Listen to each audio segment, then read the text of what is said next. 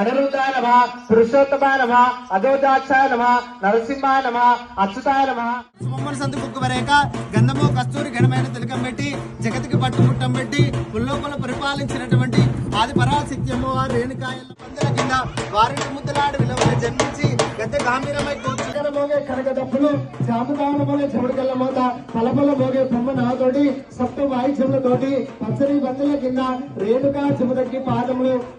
పార్వతీ పరమేశ్వరులు